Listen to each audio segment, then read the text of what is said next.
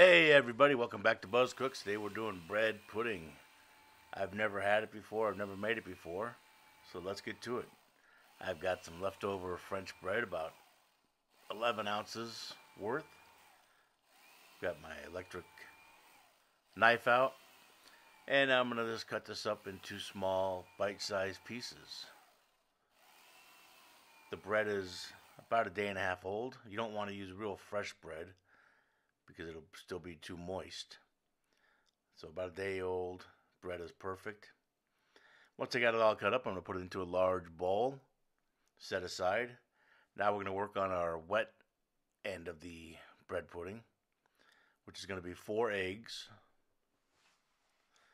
2 cups of half and half,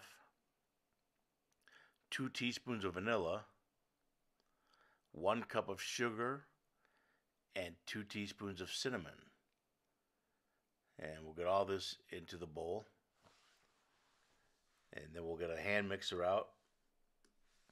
And we'll mix this up real good. And while I'm doing that, if I could remind you to please like, share, subscribe. I appreciate you all watching. Make sure you tell your friends and family about us. Alright, we got this mixed up real good. Now what we're going to do is pour that right over the bread.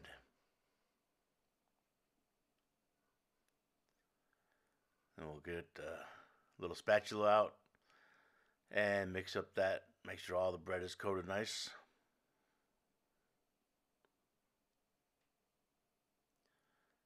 And once that's set, we're going to let that sit for about 25 minutes. Let it absorb all the liquid. Now we're going to take this mixture into a well-greased or non-stick sprayed baking dish. Pour it right in there. And we're going to pop this in our oven at 350 degrees.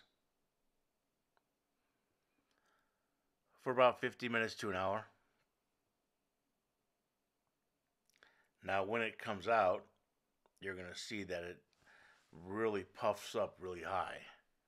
But as it cools, it'll sink back down. So while that's cooling, let's work on our topping, which is optional, but I think it works. It's very similar to the Nothing Bundt Cake icing. And basically it's going to be equal amounts of cream cheese, butter, and powdered sugar.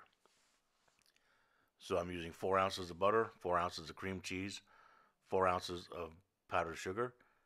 Put it in our stand mixer with the paddle and just whip it up about 8 minutes till it gets nice and light and fluffy. And then we're going to, once our bread pudding is cooled, we're just going to put the, I don't want to call it frosting, but we'll put the topping and spread it evenly as we can all over the bread pudding. Put that in the refrigerator, slice a nice piece, and you are ready for a delicious dessert made with leftover bread. It's amazing, it's delicious, whole family's going to love it. Enjoy, come back soon.